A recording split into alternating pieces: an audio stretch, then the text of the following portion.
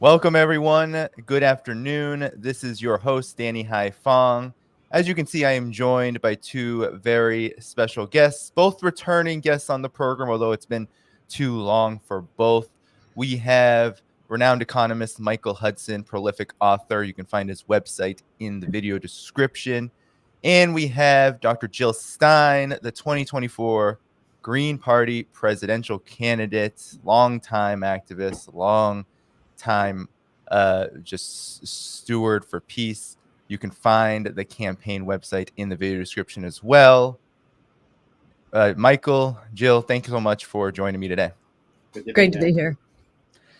So I've supported Jill Stein in the past. I do encourage people to look into her campaign. She is one of the few, if not the only, candidate in the 2024 electoral race who is not AIPAC bought and owned. And of course, definitely looking at Michael Hudson's work. But I wanted to get started right away because I think, this is just a very urgent moment in the world, which has huge ramifications both for the United States and the future of humanity. And that is the flurry of events that have transpired in the last 48 or so hours. We just had Ismail Hassania. He was a negotiator for Hamas, a top leader in their Politburo, assassinated in Iran on July 31st, so the date of this stream. And then before that, we had Israel just the day before bombing Beirut in reaction to a very suspicious strike on the Golan Heights, which killed 12 people, many of them young people. Now we are also getting unconfirmed reports about a possible IRGC commander, Iranian commander, killed in Damascus. Sound familiar? Back in April, something of this sort happened, which led to an Iranian operation to deter Israel from further attacking. It was an Israeli attack on the embassy in Damascus back in April of 2024. These are unconfirmed reports so far. But Michael, maybe we can turn to you. How do you see it based on your geopolitical and economic analysis, this kind of spiraling, it seems, of Israel broadening this war to a regional and global level? Because, of course, we are also entering the 1 year point. We're getting very close to that 1 year point of the overall genocidal campaign in Gaza. Well, you say Israel, but it's actually Israel and the United States. And all this has happened right after Netanyahu came to Congress and met with in Washington with the Democratic Party leaders and then with Trump. So I think it's really the policy of the neocons. They've worked hand in hand. And I've known these people for over 50 years. I worked with Netanyahu's advisor, Uzi Arad, for a number of years at the Hudson Institute. We made trips around the world together arguing, and I know what their ideas and ideology are. And it really is not only apartheid, but the feeling that if Israel doesn't kill the Palestinians will kill the Israelis in retaliation for what the Israelis are doing to them. And so once you hurt the Palestinians, that makes you think very much like what America thinks with Iran. Well, we look at what we've done to Iran. They must hate us. Therefore, they're going to do something about us. Therefore, we're going to attack them. So I think that the neocons in Washington believe that the war is going to be inevitable. America is fighting for control of the Near East because the Near East controls the oil. And American foreign policy has been based on control both of food supplies from American farm and control of the oil trade. Because if you can control the oil trade, you can turn off people's electricity, their heating, and their power, and power use per worker is the productivity. And I know the way that the military thinks, and again, I've worked with them for years, is the timing. That are we in a better position now than we will be next year or not? And I think the American military realizes that Russia and China and the other Eurasian countries are getting together, the American ability to fight militarily is going down. And to the military, that means if we don't have war now and wait till next year in the future, we'll be less and less and less able to win. Well, the reality is they're going to lose wherever they go, unless there's atomic war and the chessboard is thrown over. And I think their feeling is the Americans are doing everything they can, from Ukraine to Israel to Iran, to try to stir up a retaliation so that they can then say, we're under attack, we're we're defending ourselves. And once you tell your population and your voters, this is a war for defense, the Nazis knew, you can always get as Goebbels said, you can always get a population on your side if you say it's for defense. So I'm very worried that the neocons are going to say there will never be a better, or at least a less worse time to go to war in the Near East than right now. That seems to be what is leading a trigger. And even though the military has said, every way that they've gamed out the military sequence there, America loses, they're not going to lose as bad now as they will in the future. And this is very dangerous, given the whole mindset that they have, and the mindset that they have to control the Near East, or else the rest of the world will not be neoliberalized. It's really, we're at a civilizational split. What kind of society and what kind of economy will the world have? Will it be a neoliberalized, privatized economy, or will it be, I hesitate to say socialized, let's just say a progressive, real kind of democracy economy?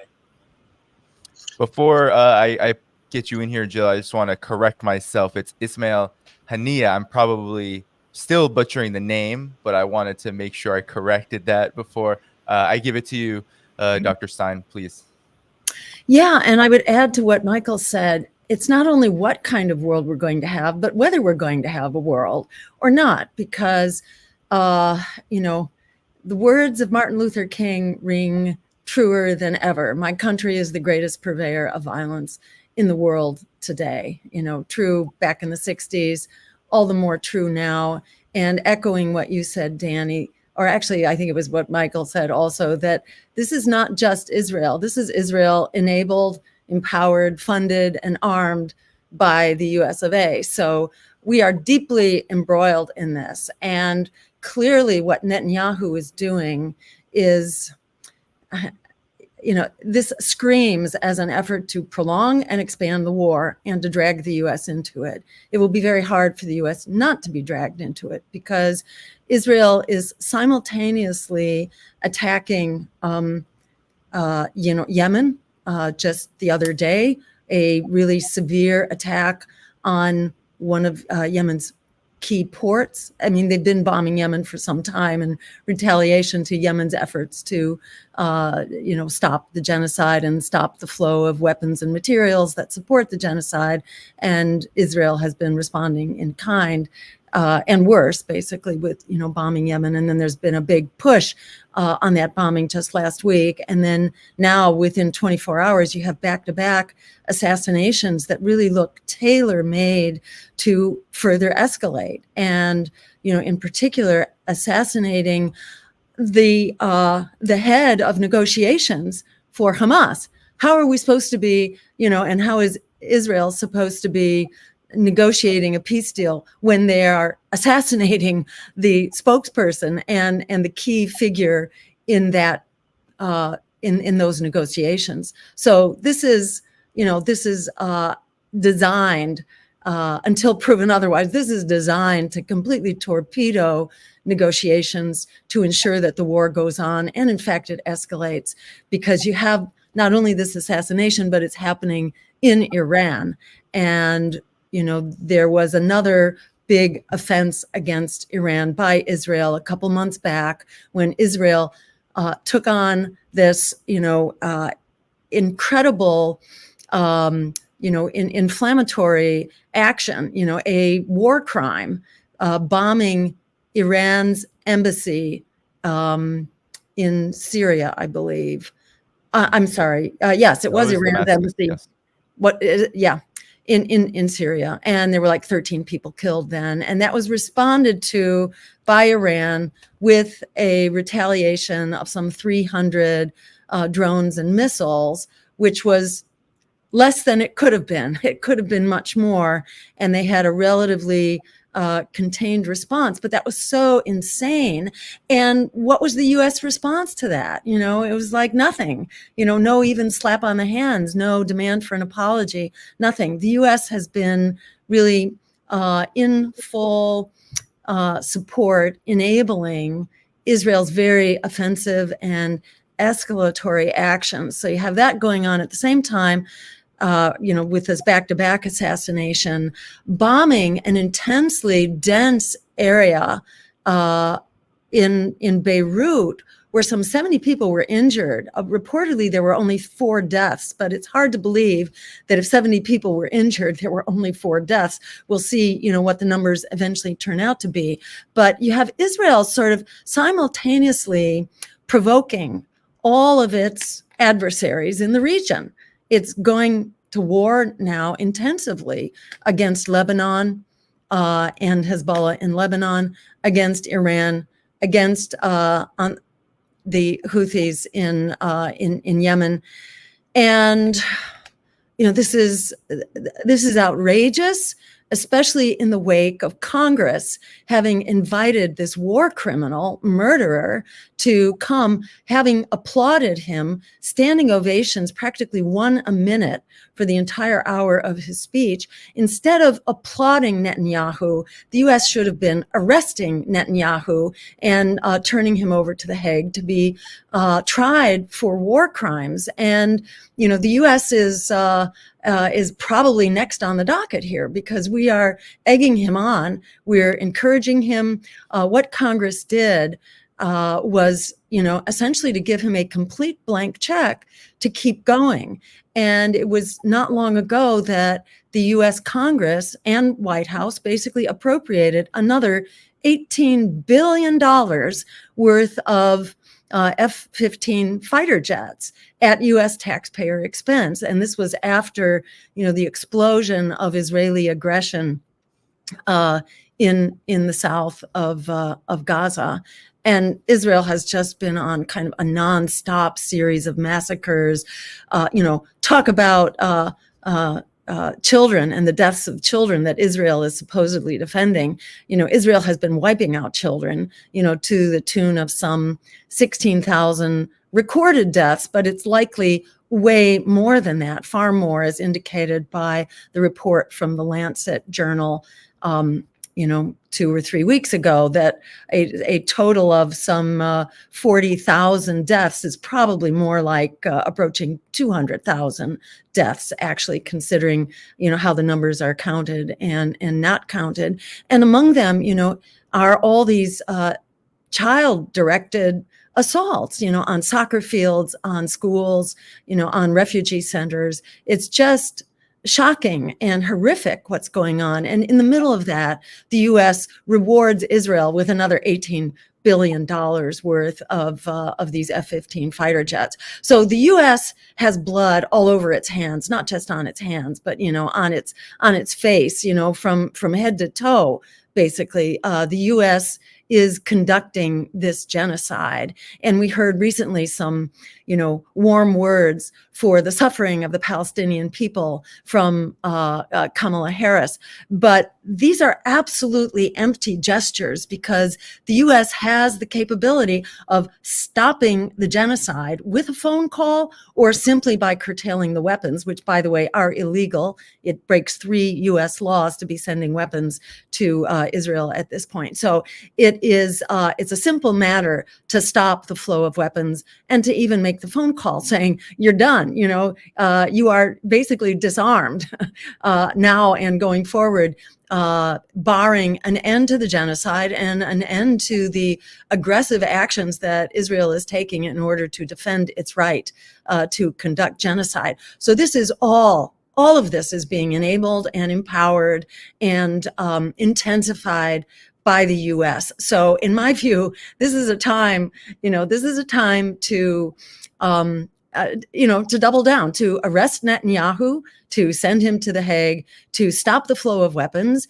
and to actually join our campaign, which is challenging empire. Without a challenge, as Frederick Douglass said, power concedes nothing without a demand. We need to be there on the ballot in every state across the country. Every time we gain access to another ballot.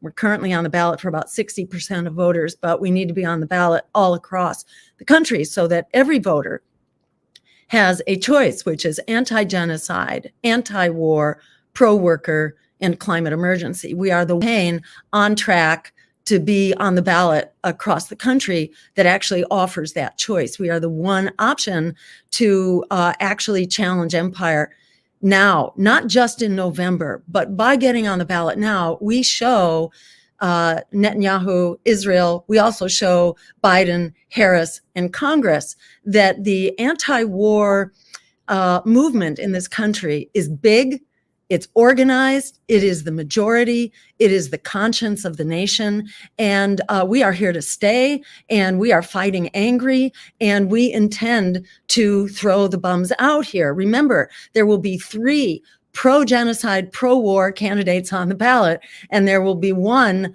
anti-war, anti-genocide, pro-worker campaign on the ballot across the country.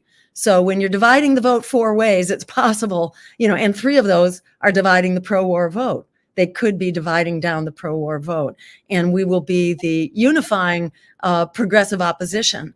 In that setting where you're dividing the vote 4 ways, it's actually possible to win a race with as little as 26% of the popular vote. So reject the propaganda that tells you resistance is futile, that tells you that that it's useless, that you are powerless, and you might as well be hopeless and go crawl into a hole. Actually, it's exactly the opposite right now. The American people not only oppose this war, but they oppose the cost of this war to our jobs, to our healthcare, to our housing, to our schools, to the fact of debt that some 100 million Americans are trapped in. Just looking at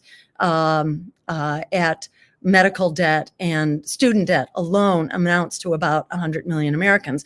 So, they are pulling out all the stops to silence us, to keep a choice, to keep competition out of the general election, as they did out of the Democratic primary. This is the anti-Democratic Party. It is not the Democratic Party. It is the opposite of that. And it is attempting to deny you a choice. So I encourage people, go to JillStein2024.com and join the team here to demand democracy and an America and a world that works for all of us, because what we have right now is exactly the opposite. We are making a beeline to oblivion here right now, racing towards nuclear confrontation on at least 3 fronts right now. And this is not some window dressing. This is the core of the problem. Empire, oligarchy, and rising fascism at home and abroad, are the name of the game, and we have to stand up and fight it. Neoliberalism and the Democrats and the lesser evil are not the solution. They are the problem. Neoliberalism is the driver of neo-fascism. We don't get to a solution through the lesser evil, and you don't get to a solution through silence, silencing yourself behind a lesser evil who does not have your interests at heart whatsoever. Silence is not a political strategy. This is time to stand up louder and stronger than ever. Yeah. Just a word on the vocabulary of doublethink. What Jill and Martin Luther King called violence, the Democratic Party calls GDP. And so Jill's the political points that Jill just made, he's extended into a whole economic program. If you want to stop wars, you have to stop the military budget. And if you don't stop that, the budget balancers and both parties are going to say, well, we have to pay for the military, we're going to cut back social spending. So what we've been talking about goes way beyond just military into the whole way of what kind of economy are we going to have. Totally. Michael, I wanted to bring you back in here too about a point that Jill Stein made around the U.S.'s involvement here with regard to this crisis, this growing this spiraling, this growing threats of a broader war out of the genocide in Gaza. And I wanted to ask you about the US's, how there's been a lot of activity. On the one hand, the US says what remains of the Biden administration has said that they're not involved in what happened in Iran, right? The assassination of the Hamas leader, that they're trying to keep Israel from extending the war into Lebanon against Hezbollah. But maybe you could outline a bit, like, why does the U.S., because at the end of the day, in the final analysis, it appears that the U.S. actually does support all of what Israel does, either by vocally supporting it, materially supporting it, or both. Words seem to not matter very much here. It really does have to do with the action. So could you talk about why, from your standpoint, the U.S. is supporting this conflagration, this expansion of the war, as well as the genocide? Well, it's very simple. Jill said at the beginning of her talk, and I agree with her, not only Netanyahu and the Israelis should be counted as war criminals, but so should the Biden administration, Blinken and Sullivan. So what the U.S. does, for public relation purposes, it knows just what Jill said. The majority of American people don't want the war, either in Ukraine or in the Near East. So the pretense is to shed crocodile tears and said, oh, we told Netanyahu not to drop the bombs on Gaza and kill civilians. Oh, by the way, here's every single day, every bomb is an American bomb that it continues to be sent. And as Jill said, this could all be stopped in one telephone call. So that all these are American bombs. The administration is trying to pretend good cop and bad cop. The U.S. is the good cop trying to stop it, but the U.S. is the supporter of Israel. And I won't simply say Israel; it's really the Likud party. It's not the Labor, the old Labor Party of the progressive Israelis. This is the right-wing Likud party, the ultra-right party that the United States is supporting. And that AIPAC is supporting with its donations to Congress, not to Jill's campaign. So this is just all smoke and pretense. Now, of course, we would have liked to have seen some congressmen, and I think one of the congressmen said they wished they could have gone across the stage, shaken Mr. Netanyahu's hand and put into it a subpoena to put him under arrest. But the International Court has not yet issued an arrest warrant. So you can't arrest somebody without a warrant for their arrest. That's what we're waiting for. And if they can issue the warrant against the arrest of the Israeli leadership, they can do it against the U.S. leadership, which is their sponsors. The pretense or the claim is simply that, oh, Israel has bought the U.S. Congress through its campaign contributors, but there's a circular flow.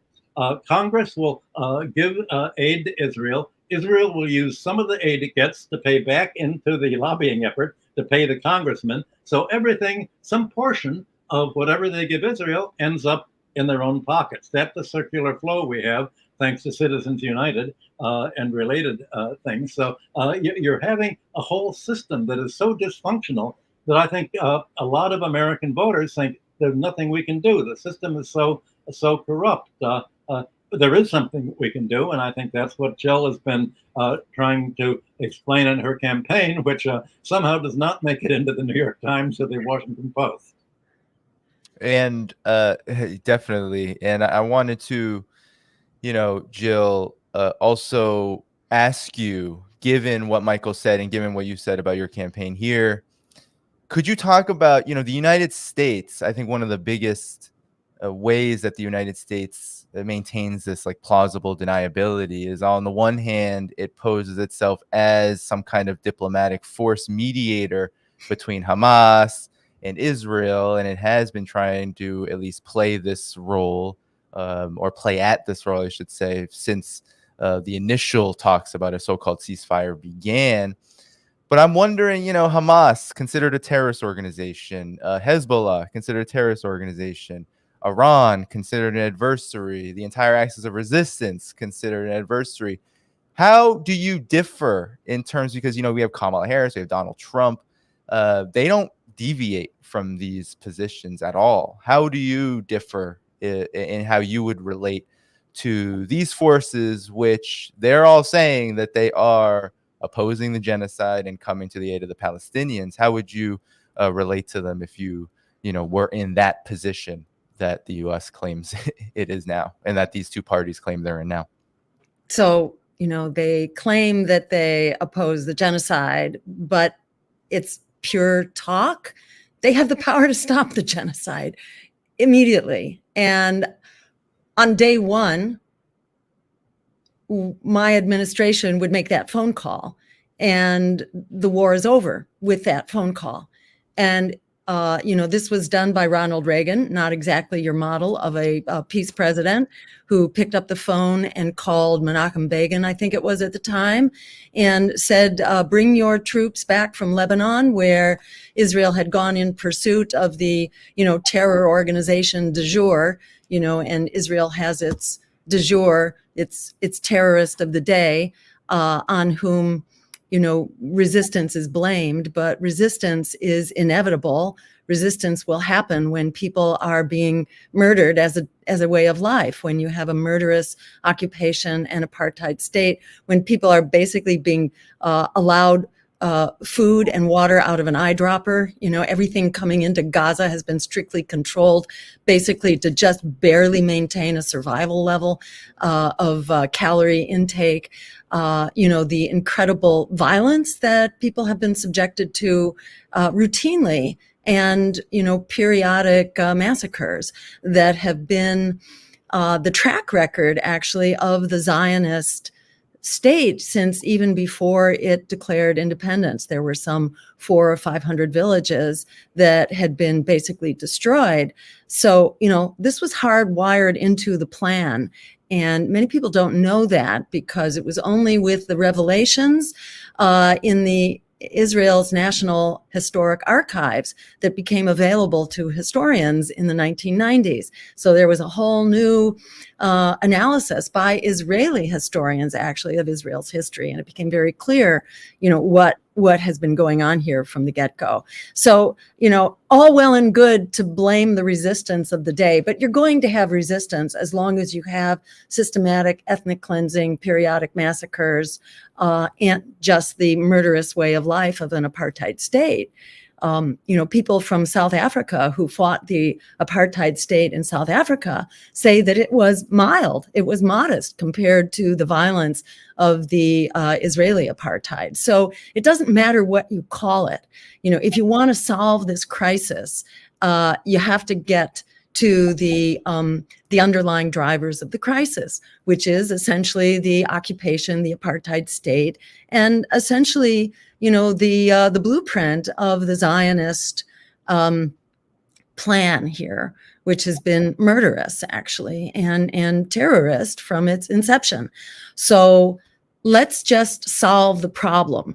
And let's also understand that this is not only a problem for Palestine, this is also a survival problem for Israel. There's no way that Israel gets out of here alive, having basically amped up its neighbors who are stronger than Israel.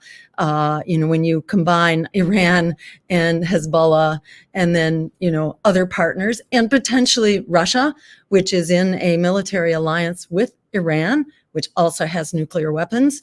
And Israel, of course, has nuclear weapons in violation of the non-proliferation treaty. Israel also has those weapons. It raises real questions about, so what do you do? How do you force a regime that has shown every indication of being psychopathic, and how do you stop them? So you basically disarm them. You disarm them by ending the flow of weapons. And further, you institute an economic boycott, which could be done right now. And, the basis for that is there in the second ICJ ruling, which essentially said that occupation and apartheid is absolutely illegal, and it's it's necessary to take all conceivable measures to correct that. So it really does lay the groundwork and justify a national boycott. And those boycotts actually are being quite effective right now. This is another way in which Israel does not get out of here alive, because the economic toll on Israel right now is enormous. The cost of this war is huge.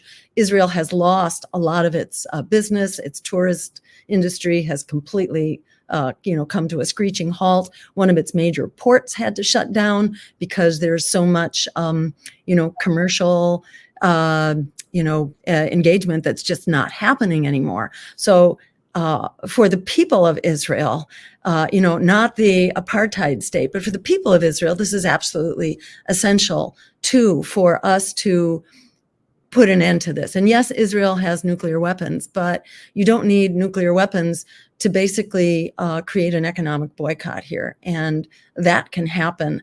I don't think that needs to happen if our leadership would simply stand up and do like Ronald Reagan did, or like Dwight Eisenhower did many decades earlier, I think in the 1950s, when Dwight Eisenhower basically made that phone call as well and told not only Israel, but I think also France and possibly Egypt. No, they were in Egypt. Yes, and he recalled Israel and company from Egypt, and that likewise had an immediate turnaround. So the U.S. has all the power. This is not rocket science about how to solve this. This is simply a matter of re-engaging our democracy and political empowerment that demands that we have elected officials who are serving us, not serving the military-industrial complex, the war contractors, the fossil fuel industry, AIPAC, et cetera. This is about simply doing the bidding of the American people in a way that protects us all, that ends the impoverishment and the endangerment of all of us at the way that our foreign policy is currently being conducted. Michael, I wanted to ask to get you back in here about the ramifications of what we've seen in the last few days, and whether you feel like a broader war indeed could come out of this, because as Dr. Stein has mentioned, the last time that Israel struck inside of Iranian territory, that struck Iran from Damascus, they struck Iran through the embassy and killed a top IRGC commander. The last time that happened, Iran did engage in a very open, there was a lot of communication with the United States, but they did engage in a deterrence operation. Now, with this huge figure, I mean, Ismail Haniyeh is a huge figure here. He is someone who is tasked with negotiations, and it seems like it's sending a huge message to do it within Iran. Do you feel like Iran may respond here in kind? And we haven't even gotten to Hezbollah. So do you feel like this war is coming, or do you feel like how do you assess this situation going forward? Well, what Iran did was to show that it could bomb precision bombs American bases in Syria and in Iraq. It told America the bombs are coming, try to defend yourself. It very carefully avoided hitting any American soldiers there. Just wanted to demonstrate, do you really want war? Here's what we can do. Hezbollah did exactly the same thing with Israel. It showed that it could penetrate the Iron Dome at will, and that it had its aerial, a complete control of the aerial air over Israel. They are doing everything they can to stay out of the war because they realize that the United States and Israel, but really the United States, is trying to goad them into war. And you realize that if someone has declared themselves as your enemy, and if they're trying to goad you into war, they must have a plan that, like in the old Western, you'll have the gunslinger that's a good fast draw, trying to goad some local guy into pulling his gun, and then the gunslinger shoots him first. I think that that's what Iran and Hezbollah realized. They're doing everything to stay out. And as I look at it, they're very much in the position of President Putin in Russia. They're amazingly patient. They know that America wants to accelerate war and wants a war now, and that it's all set up for it, probably with really, really big weapons that are going to be more violent than anything we've seen since World War II. And these other countries are not responding to the goading. What they're doing is making alliances with each other, just as Russia and China have admitted Iran into the Shanghai Cooperation Organization, Eurasia's version of NATO. The other countries are solidifying their mutual support so that they can be independent, not only of the United States, but of the United States and NATO, the whole NATO West. So they're saying, well, what we're trying to do is let the West go its way. We'll go our way. We're going to have a different kind of economy than the West. We're back into what this fight is really about. It's for what kind of society and what kind of civilization are we going to have? Will it be neoliberal, privatized, all centered in one country, the United States, or will it be a multilateral, win-win, non-exploitive economy of mutual gain? Because mutual gain is the only way that you can get other countries to join. And that's what Eurasia is doing in Africa and other Asian countries to make alliances. They're solidifying the alliances. And in fact, the American challenge to them is driving them into a mutual alliance. So they're looking at the long term. America's looking at what can we do in the short term. It's really a fight in a world view that we're seeing right now. And I suspect that they're going to be patient enough not to do anything as long as they can restrain themselves from the kind of provocation that the United States is doing all the way from the Near East to Ukraine. Yes, and I'm glad you brought up Russia, Michael, because I think it's maybe a good segue too to begin talking about, as the United States is completely mired in this just catastrophic war that is being launched, of course, by Israel in West Asia. We also have an ongoing conflict, ongoing Russia special military operation, which was goaded by NATO. And so, Dr. Stein, I'd like you to discuss, if you could, your position on Ukraine and what have you made of developments now about where the situation is, because there's a lot more talk about peace. Don't know how genuine it is. And it's interesting because Russia and even China have said that there is the conditions aren't there for peace. So what exactly is going on here, and what's your take and what's your position? What's going on is extremely dangerous and could have been altogether avoided. And, just to lay out at the outset here that this is a proxy war. The Russia-Ukraine conflict is a proxy war for the U.S. With its other, allies, NATO, against Russia, an effort to basically bleed Russia's resources, to weaken Russia. That's been stated explicitly by the U.S. Secretary of Defense. This war was essentially ginned up over the course of decades as NATO began to move to the east and basically encroach on Russia's border. And warnings were delivered.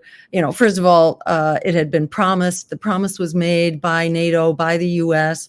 to Gorbachev at the time that Germany reunited after the Second World War and Germany joined NATO. The promise was made. NATO was not going to move to the east because Russia is understandably concerned about its border and concerned about being invaded again after having lost some 27 million people in the Second World War, due to being invaded across that border with Ukraine, and several times, over the course of history before the Second World War as well. So that agreement was made. NATO would not move to the east 1 inch. And beginning in the Clinton administration, of course, NATO began to move to the east, and Russia really sounded the alarm. And, NATO just kept on marching. And then starting in 2014, really, the U.S. Was clearly a major driver in the coup, in the Maidan, a very violent coup that involved the fascist elements in Ukraine, who were overthrowing a democratically elected government that simply wanted neutrality in the U.S., which is what Russia was always calling for, just neutrality. Give us neutrality, like Austria, I think, after the Second World War. They just wanted neutrality for Ukraine. And the U.S. basically put an end to that with the coup in the Maidan, at which time a war against Russian speakers across Ukraine ensued, including in Crimea and in the eastern provinces. And the eastern provinces were crying out for protection from Russia and were calling out for, for Russia to basically take them in. And Russia declined that. Russia resisted until it was basically forced to do that when it was very clear that NATO was coming to that border of Ukraine. And Russia continued to plead, really, for a peace deal, much like the Minsk Accords. The peace deal here is not rocket science. It basically assures neutrality, and that nuclear compatible missiles would not be brought to the very long Ukrainian border. Those nuclear compatible missiles are already there on Russia's border, establishing really a very serious threat. But placed on the Ukrainian border, they're really close to Moscow.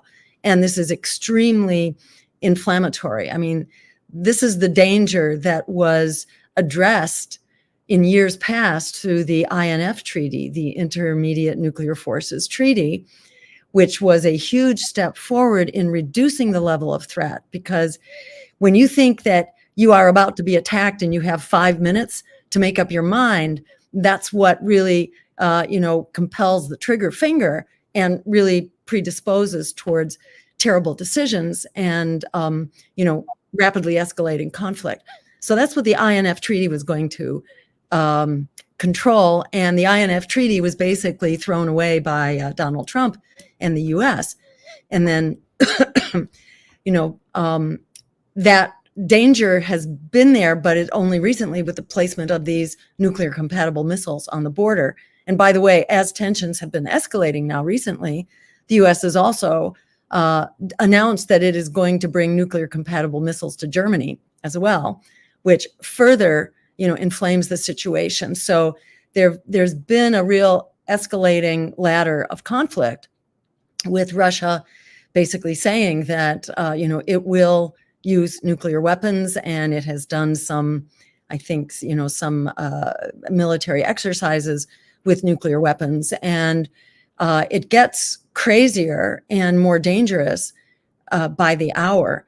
At the same time, it's clear that Ukraine does not have a path forward.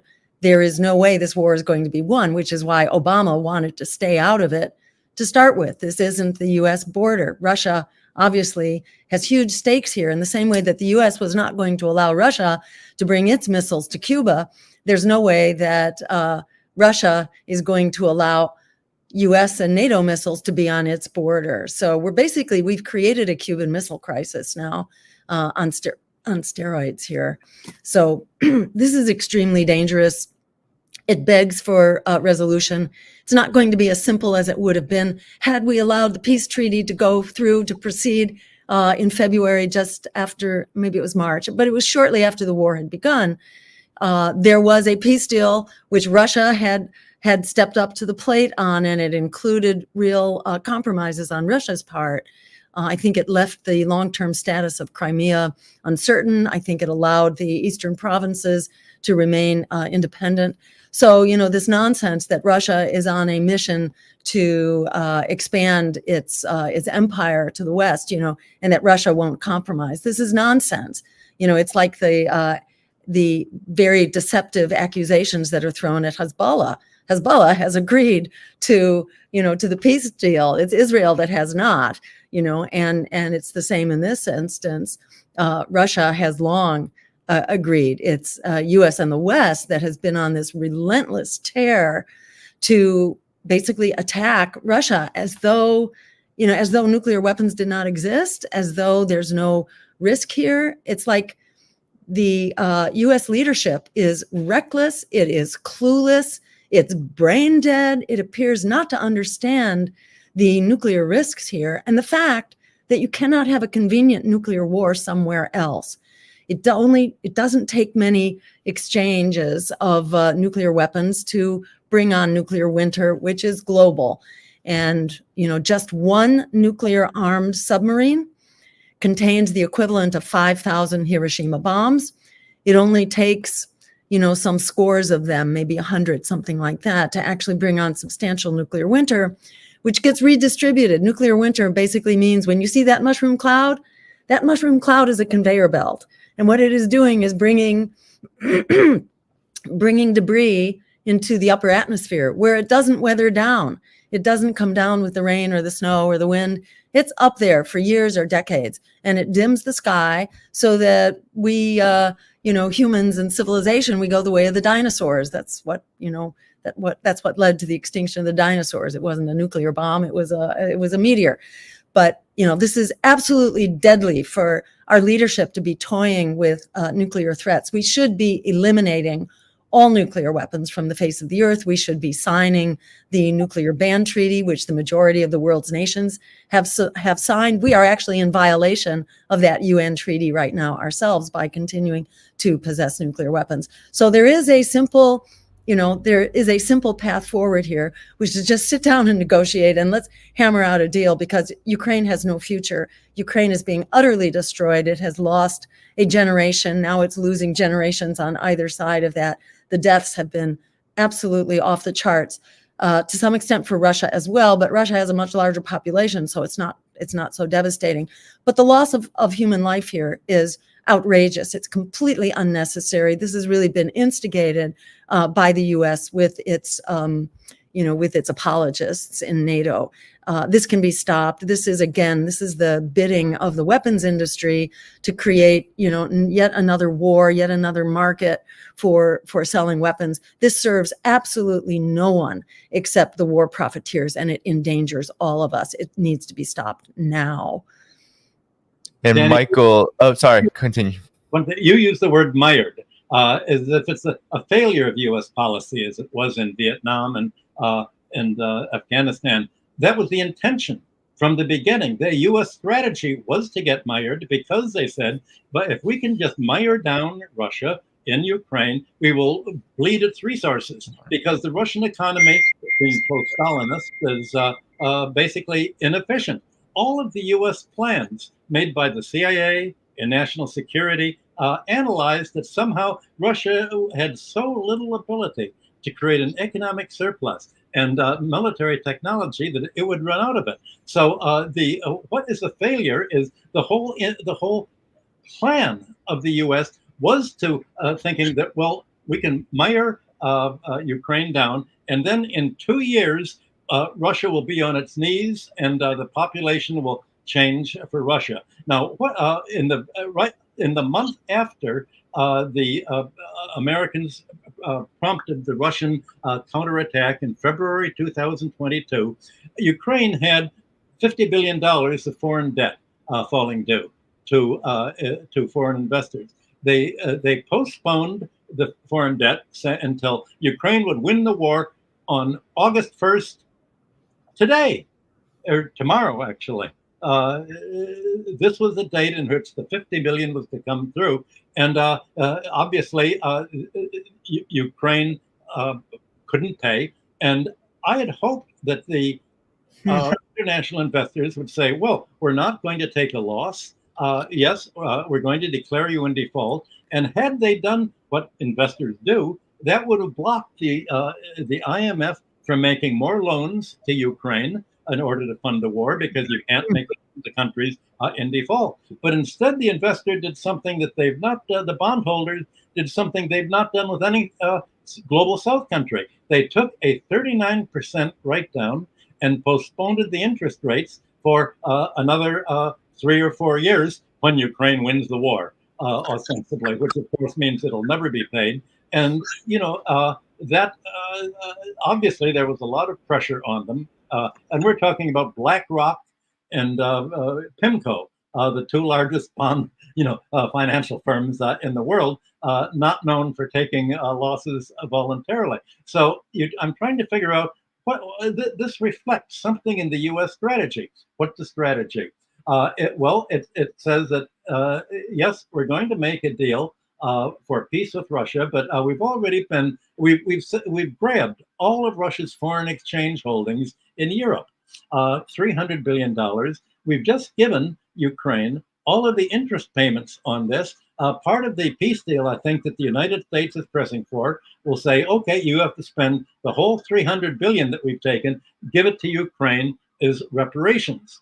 Well, what I'm urging Russia to do is say, okay, we're willing to give that $300 billion to Ukraine as reparations to Donetsk, Luhansk, and the Russian-speaking territories. Yes, we'll spend that whole $300 billion in rebuilding the civilian infrastructure, civilian buildings, homes and apartment buildings that the Ukrainian neo-Nazis have bombed, and we will rebuild the east of Ukraine, and there'll probably be a demilitarized zone in the middle. Obviously, none of this is going to be done before the November elections, because the Biden administration, Biden-Harris, the Democratic Party, believes that somehow if they would have peace in Ukraine now, the voters would all vote against it, not realizing that that was the one way to get the voters. I think that's why Donald Trump, not known for his pacifism, has been opposing the war in Ukraine. So it's amazing that both political parties imagine that the voters want America to win in Ukraine, to win in Palestine and Israel, and yet Jill is the only candidate that actually is promoting what the voters want. And well, you can see that something is asymmetrical here.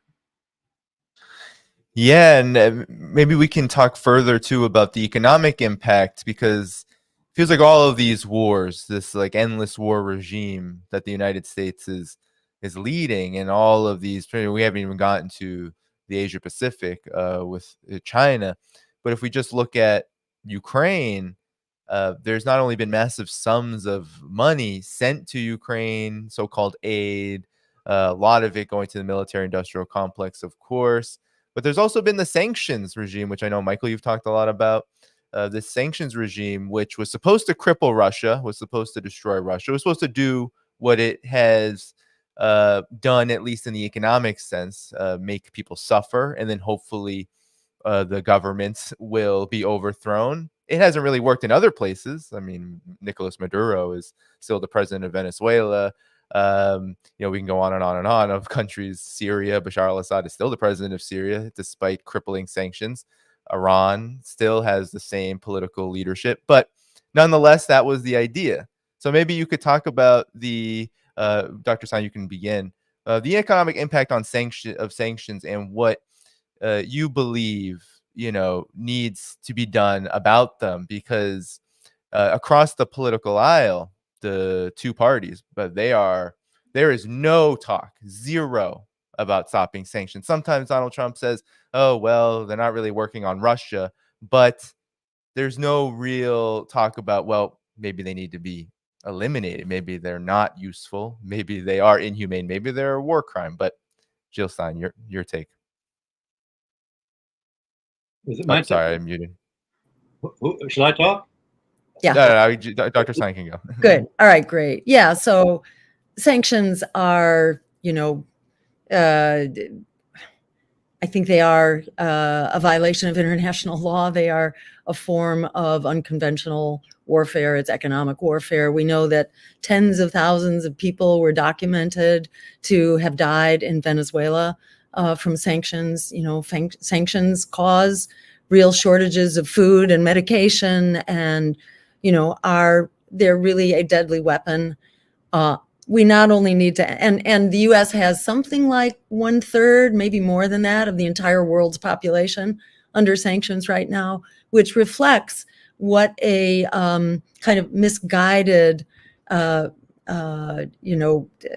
policy the US has. We're kind of at war with the world. We have a foreign policy described as full spectrum dominance. We must dominate all spheres of competition and interaction. We will dominate all areas of the world: cyberspace, outer space, surface of the sea, land, under the sea, etc. We must dominate it all. And, you know, economies are part of that we, presume to dominate. And so that's a problem too. It's not only the sanctions, it's the sense of imperial power that underlies those sanctions, that those sanctions are intending to enforce. So we not only need to put away this very harmful enforcement mechanism, but we need to move from a unipolar world where we are basically the bully in the schoolyard to a we need to be an adult member of the global community and be part of a multipolar world, which is the reality. I think, as Michael was saying earlier, that the US is no longer the dominant economic power, and the BRICS alliance has more of a share of GDP than we do.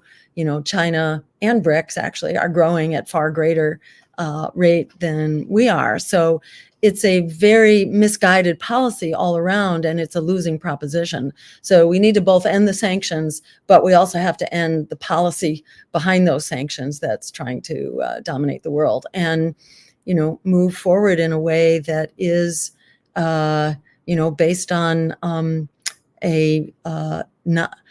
we can have competition, but we don't need vicious, violent competition and the effort to dominate. Well, to paraphrase a famous French saying, the sanctions are even worse than a violation of international law. They're a blunder. When you sanction a country, you force it to protect itself. When you sanctioned Russian imports of agricultural food, what did Russia do? It produced its own cheese instead of importing cheese and dairy products from the Baltic states that now have lost that market. When you sanction a country in essentials, the country very quickly produces essentials for itself, because if it didn't, it would go under. So every time you impose sanctions, you lose the market. Now, all this is being debated right now regarding China, because the Democratic Party says, well, let's put sanctions on information technology against China so they can't get computer chips and the chips they need. And the result is that the major American providers of computer chips have said, wait a minute, China's our major market. If we lose the Chinese market, we don't have the profits anymore. How are we going to get the money to invest in research and development? Losing the Chinese market means they will produce the chips themselves. They will use the sales proceeds of the chips to fund their own research and development, which we can't produce because of the sanctions. And it's all economically, it's backfiring. So when Jill says this is the mentality of a bully in a schoolyard, that's exactly what it is. It's the mentality. The mentality doesn't work. And so this is what the election really should be all about. What kind of a mentality are you going to have? How are you going to treat the world and other people? Are you just going to say, if you don't do what I want, I'm going to hurt you? Or are you going to do what Chinese policy is very careful to say, how can we both gain? The idea is that you can't both gain because, as Donald Trump says, America has to gain from any contract we have. There you have two different philosophies. That's what's splitting the whole world apart right now. And if I can just add to that, it's like the difference between being a kind of an insecure adolescent, who needs to dominate their personal relationships, in which case they're not going to have healthy or, mutual or long-lasting relationships. They're going to have, really toxic relationships. And you can just sort of like amplify that at a national level. And that's the choice here. Are we going to have, human interactions? Or are we going to have these kind of domineering, sort of corporate, dehumanized rules of the game? That's really the choice we want. And we see in our own lives what it means to have a corporate dominated economy and communities, and to have lost our public spaces and our commons. And, healthcare is now, very much, intensively a matter of it's everything is commodified. Our housing does not meet human needs. It's a crisis. I mean, whatever dimension of our lives you look at right now, people are in serious crisis, really existential crisis, when half of all Americans are paying 30 to 50% of their income just to keep a roof over their heads, because housing policy has basically been hijacked by big profitable developers. And so you have the private equity buying up homes massively and reducing the supply. So the rents are skyrocketing.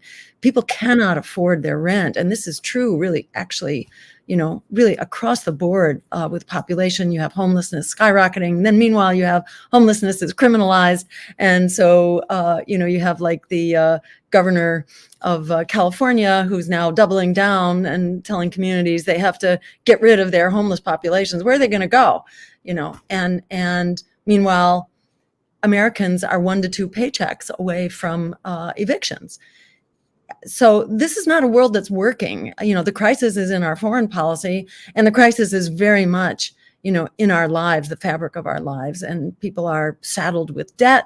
When you're paying half of your income to keep a roof over your head, how do you pay your student debt or your medical debt? 8 million Americans were driven into poverty just from medical debt last year. If you develop cancer, which rates are skyrocketing, by the way, especially in young people right now. If you develop cancer, the odds are within 2 years, the odds are like 40% at least that you're going to exhaust your savings within 2 years, just trying to survive and cope with your cancer diagnosis. So, the walls are closing in on us. This predatory economy and a predatory foreign policy, which in turn is robbing us of the resources we need to have a humanized economy. All of this is unsurvivable. It's intolerable, and people are ready to rise up. And, again, I encourage people to go to JillStein2024.com. We have the numbers here to be a very powerful force. In fact, this election is a perfect storm for a number of reasons, including that there are 3 pro-war, anti-worker campaigns that will be on the ballot dividing that vote. If we can get on the ballot across the country, all bets are off about what will happen. That will also force the media to start covering us. Right now, they can pretend that we are not a factor in the election because they're just ignoring us. But once we are on the ballot, for most voters across the country, then they really cannot lock us out of coverage. Yes, indeed. And, while we wait for Michael to return, there he is. So let's just add him back here. Well, I wanted to, maybe we can close on bringing this all together, because Michael, earlier you mentioned sanctions being a blunder. They do force countries like Russia to become far more self-sufficient. And we've seen a lot of success in that realm. And this has also been a huge boost to the multipolar world, to this alternative way of doing not just business, but also development in all spheres, the diplomatic, political, military. And I want, we've seen this with China getting increasingly involved around the Palestine question, hosting all of this may be for naught now, given the intensity of the situation with what Israel and the U.S. has just conducted inside of Iran. But nonetheless, Palestinian leaders and groups did sign a declaration calling for unity under the Palestinian Liberation Organization. And then we've also seen Russia get involved in this way. We've also seen major diplomatic achievements from the multipolar world, and also this drive. BRICS is holding their summit in Kazan in October. We've seen all BRICS countries, especially at the bilateral level, move more toward their respective currencies and away from the dollar and settling trade. So, Michael, maybe you could talk about just how have these wars, whether we're talking about what's happening in West Asia with Gaza, the broader conflagration that's emerging there, Ukraine, how have they really cascaded or accelerated this process toward a more multipolar world? You have framed it as almost like a split in civilizations. Well, way back in 1955, you had the Conference of Non-Aligned Nations meeting in Indonesia. They realized that the way in which the American post-war order of the International Monetary Fund and the World Bank and the trade was working against them. But they couldn't go it alone. And America was able to divide and conquer countries. Well, what has changed all that was really beginning around 25 years ago, China was able to be independent and was able to rise very rapidly by getting rich in the same way that America got rich in the 19th century, by promoting industrialization, by preventing monopolies from taking over, and most of all, by keeping money and finance as a public utility in its own domain, instead of letting the banks take over. And so for 20 years now, just before the last few years' war, you had countries realizing that we need a new economic order. Let's talk about it. You had a lot of academic work on it. What has actually triggered this sense of urgency and making it pressing is precisely what you're seeing, not only in Ukraine, but above all in Israel. You're having a fight against the principle of civilization itself. And as Netanyahu, he said it quite efficiently. He said, this is a fight between civilization and barbarism. And it is. He gets it confused as to who are the civilization and who are the barbarians. That was what that phrase comes from Rosa Luxemburg a century ago, who was killed by Nazis in Germany, along with Karl Liebknecht. And now you're having, all of a sudden, when the rest of the nation see what's happening in Ukraine, the fight to the last Ukrainian can be us. Japan is saying, well, if we join America, are we going to fight to the last Japanese? The Taiwanese are saying, well, if we really take American arms and fight China, are we going to die to the last Taiwanese? And they're looking at the anti-human behavior against Gaza, against the West Bank, against Lebanon, and they're saying this could be our future. This makes it urgent that we join together and create an alternative economy to the kind of world that the United States and the neoliberals are controlling, saying, if we can't control you, we'll wreck you. Well, there has to be an alternative to being wrecked. And it's not that there's a conflict. There's no such thing as a Thucydian conflict. China, Russia, Iran, Eurasia, they don't want to be like the West. They want to avoid being like the West. They want to say, you go your way, we'll go ours. The West has failed as it's being sucked in to the US-sponsored unipolar neoliberalism. They're creating, sort of trying to reinvent the wheel politically and economically. They're not looking at the past. They're trying just very pragmatically to figure out how to go it alone. All they want to do is to go it alone. And the United States is saying, we don't want you to go alone. We want you to be financially colonized. We want to get your wealth, to siphon it off to the IMF, the World Bank, our foreign trade and investment. We want you to let us buy your commanding heights, to us buy your public utilities and make monopoly rents off them. This is it's the whole fight for what kind of world we can have, and the urgency is about just how we started this whole discussion with the inhuman wars that we're seeing in the Near East and Ukraine. And if I can add to that, about the urgency, we also have this genocide that's going on, right in front of our noses. And it's not only that the housing has been totally destroyed, people have been completely displaced, they're basically living on the street in tents if they're lucky, but they're out of tents as well. And they're denied food and water.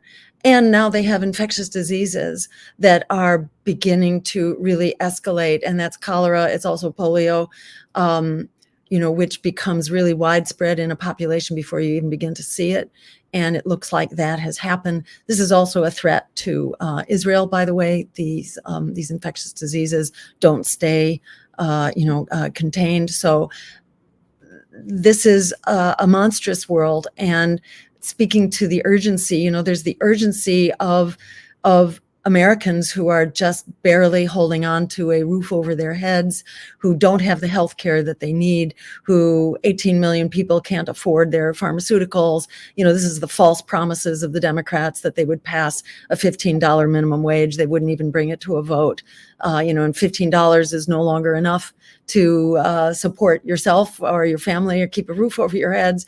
So it's really the complete abandonment of working people in this country that is really in a state of emergency right now. You have some 600,000 people or more on a given night that are out on the streets, and now they're not allowed to sleep on the streets. So exactly where are they going to go? We have a world which is crashing and burning. Speaking of which, look at the wildfires that are burning out of control right now, and the heat waves and the drought of the Colorado River, for example, which supplies the agricultural system of California, which in turn provides half the fruits and vegetables for the nation. The Colorado River is going down. So this is an all-out emergency here on so many fronts, and specifically, you have the genocide, and there are some 500,000 people who are at risk for dying this month, according to the UN World Food Program. So, if you don't like genocide, if you don't like that blood on your hands, if you don't like seeing these emaciated skeletons of children, and, starvation is not like a quick death or a merciful death. This is torture. These are families and children who are being tortured on an industrial scale. And this torture has gone on really for 9 months. This is like the opposite of civilization. This is unbelievable.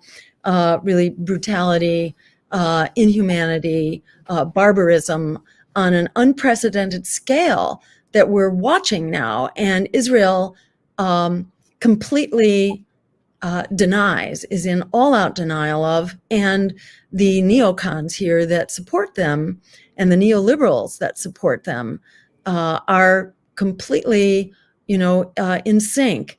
It is a characteristic of genocide, according to some of the experts that I've just done only the least little bit of reading on, but apparently this is common.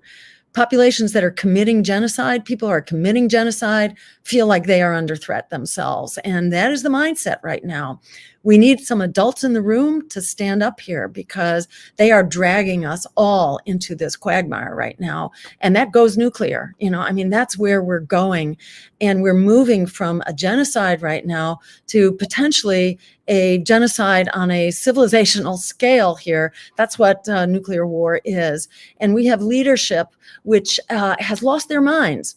Not only Israel's leadership, but the leadership in this country, who are collaborating with these these monsters, these complete moral monsters who don't have a clue what they're doing. They need to be removed from power as quickly as possible. And I just really want to encourage people to have the courage of your convictions, and don't let your humanity be denied, and don't be intimidated out of your vote. We have absolutely nothing to lose here by standing up and voting for what it is that we need. Don't be talked into the lesser evil.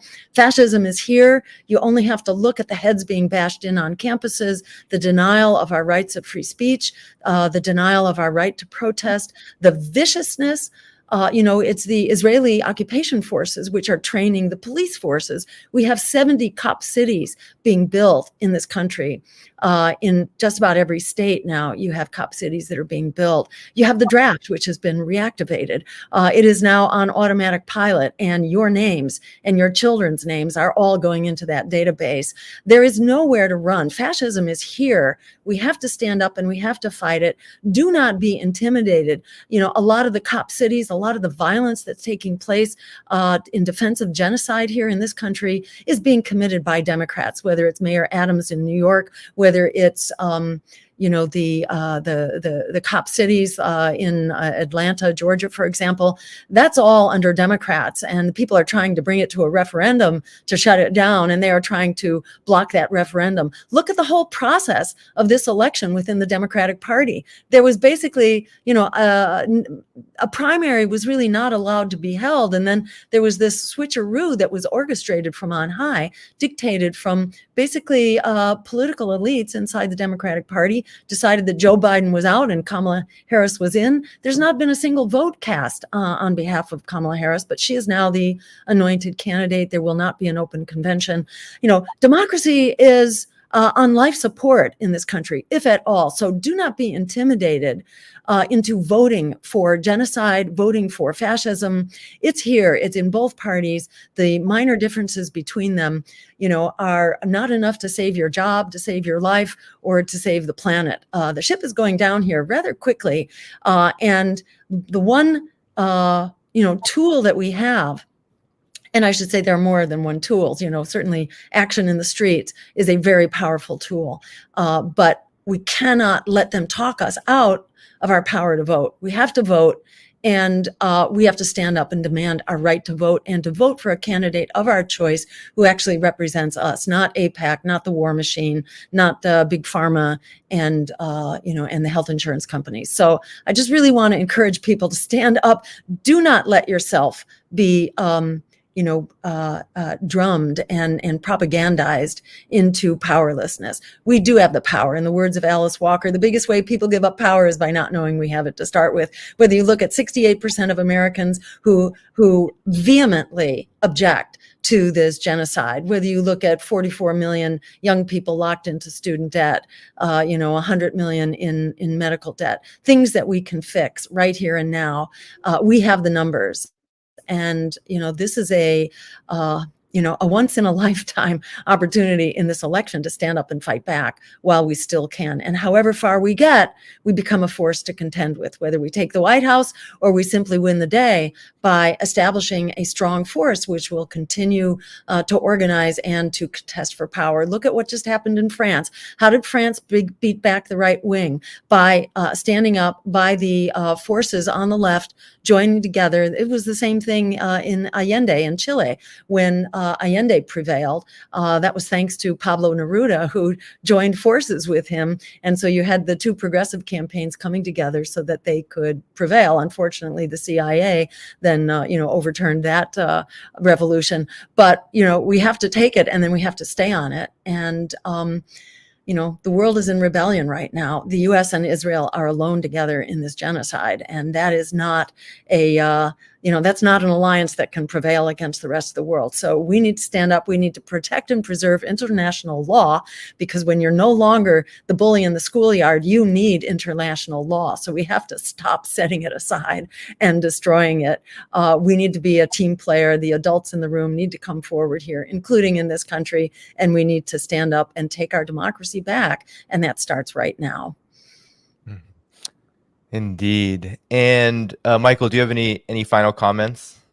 Well, nobody can be more eloquent than what Jill just said. I want to just sum up the voting issue. Many people accuse her campaign as being a wrecker for the Democratic Party, and they say, you know, if you're going to get votes, it's going to be just like Ralph Nader in 2000. You're going to make the Democrats lose. Well, that's the objective. The Democrats are what is have become the neoliberal party, the war party. When even Donald Trump moves to the left of the Democrats and is a peace candidate in Ukraine, you see how crazy it is. Yes, a vote for Jill is a vote away from Democrats. That's why I want you to vote for her.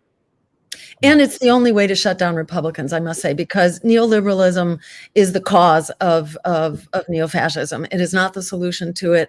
The Democrats have been funding the most extremist wing of the Republican Party in the same way that the Pied Piper campaign, you know, revealed through the WikiLeaks in the Podesta emails. The Pied Piper campaign was all about elevating the most radical fringe element of the Republicans, and that was Donald Trump, whom they promoted in the news and with their media contacts and all that. They were all about running against Trump, and they've continued that, you know, very successful policy, you know, that absolutely outrageous strategy. They're still following it. And in the 2022 midterms, they spent some $50 million elevating the most extremist candidates within the Republican Party, sponsoring them, contributing to them so that they would win their primaries and make it easier to win in the general. But unfortunately, then they take on a life of their own within the Republican Party. So both of these parties are absolutely corrupt. They are up to their eyeballs in the swamp in very big money. You can now contribute $1 million at a pop.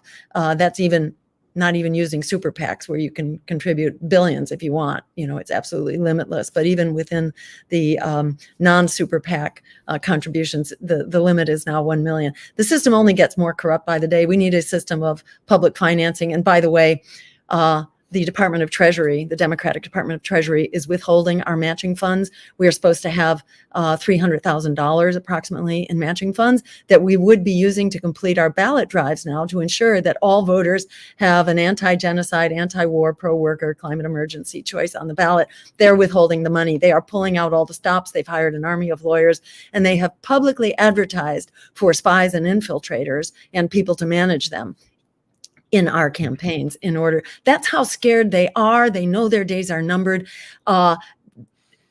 Greens and independents don't need to steal their thunder because they already lost their thunder. The Democrats did this to themselves. They started losing their base in 2010 after the Wall Street bailouts, after the Democratic Party trifecta in both houses and in the White House bailed out Wall Street and threw out 7 or 8 million homeowners. You know, add to that NAFTA and essentially the loss of 30 million jobs over the last couple of decades. So working people have been devastated, particularly by the Democratic Party. And that's when votes really began to shift. That was the biggest spoiled election that the Democrats have ever had. They lost 1,000 seats in the state legislatures. They lost 64 seats in Congress and 13 or 14 in the Senate, and the same number of governorships. So they have done this to themselves. They try to blame it on us. They just need a scapegoat, like they're trying to blame, everything on immigrants right now. The Republican Party is all about demonizing immigrants, and the Democratic Party is all about demonizing Republicans. And that's about as far as we will get with those two parties. So we have to stand up and fight back. Democrats are not how we fight back. We've got to do that. We have an agenda for that, which is up on our website, and it's what we've been talking about here today. So I'd say join the revolution and let's make it happen. Again, go to jillstein2024.com. And really appreciate you. Thank you so much, Michael, for all you do. I learn a lot every time I have a conversation with you. And Danny, thank you so much for making this possible and all your fabulous work. We need a free press, and support this channel here for making that possible. Of course. Well, one thing for our purposes, the reason why Jill Stein is here, the reason why I bring on people like Michael Hudson here, is because campaign like Jill Stein's is really, as you said, Jill, the Democrats, Republicans, there's no chance. For the purposes of this channel, we talk a lot about geopolitics, we talk a lot about peace, we talk a lot about war. There's no candidate, Kamala Harris, Donald Trump, Democrat, Republican, those two parties, they will not address these questions. No matter what they say, they are not going to change the political calculus worldwide. They will not bring us closer to peace, which means all of these other things that Dr. Stein has brought up and that Michael has brought up, they will not be addressed either. So that's why we are here today. But do you guys have time for a couple of quick questions from the audience just to close it out? Quick ones, Just but I 5 can, minutes. I can, Sure, yeah. sure. So I won't go over everyone. Sorry, we have time constraints. So I'm going to not go over all the super chats, but we do have one super chat question and one Patreon member question. I'm going to start with the Patreon member question because it's a good one. It's from Jeff. He said, how will the Greens, if elected, pragmatically defend themselves from efforts to sabotage their campaign? So you talked a little bit about that. Yes. Because they're interested in, and you even brought it up, Jill, with the with Salvador Allende, right? Like, we're not even at that stage yet, but nonetheless, the repression is there. So how pragmatically, how do you address that kind of thing? Yes. So there's no silver bullet here, and that's going to be a big issue. But there are many things we need to do and can do to re-engage democracy. And let me say that we will not get elected into the White House without there being a strong grassroots movement.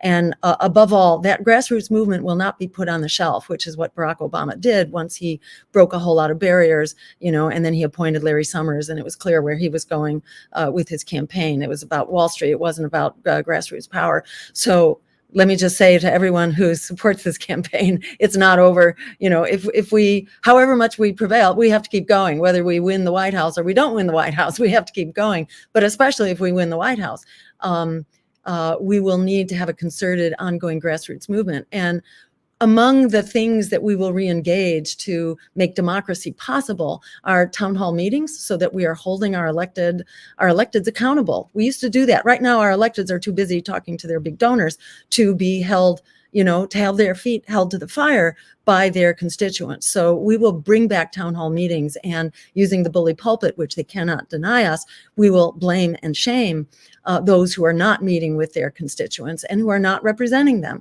We'll also bring back congressional hearings, and we will also undertake a antitrust lawsuit against Consolidated Media, so that we will break up media. All this is day one stuff that we can start, aside from ending the flow of weapons to Israel. Declaring a climate emergency as well, because the minute you declare the emergency, you unleash over $500 billion in funding to actually begin the Green New Deal. So we will not come into this blind and naive. We will come into this after decades of harassment, smear campaigns, and fear campaigns. We will also fight to make social media a public utility, so that it's not in the business of being controlled and censored by by Elon Musk and the likes. We need a strong democracy.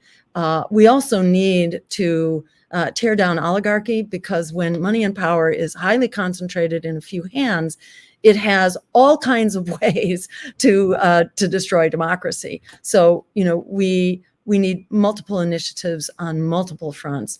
And I will also say that there are many people running for Congress right now who are Greens or socialists or DSA, who are running on a similar agenda. And so we will have allies. There's no way that we will get into the White House without there being a wave of people-powered representatives also coming into power. So we basically, fight by staying organized and staying vigilant and knowing what's coming. And by the way, among the congressional hearings that we intend to hold are hearings on actually the history of the CIA and the role of the deep state in undermining our democracy and our foreign policy. The record needs to be set straight. So what Jill's saying is, this is just the beginning. Right. Well, actually, let's cut it here. Everyone, I am so appreciative of your super chats. I want to say thank you to Ken, Nadia. I know you had a question, but thank you so much. We'll have to get to it another time. JD, Hines, Josh, Lucky, duly noted, Barbara, you all left super chats. Thank you so much for that. But we will wrap it up here. Thank you so much, Dr. Stein. Thank you so much, Professor Hudson, for joining me today. Thanks to all the people in the audience. You can find the links both to Jill Stein's campaign as well as Michael Hudson's website, where you can find all of his books and works in the video description. You can support this channel and the links in the video description as well, from Patreon, Substack, YouTube membership, PayPal, and more. We will be heading out of here right now. Take care, everyone, and I'll be back soon. Bye-bye. Thanks so much.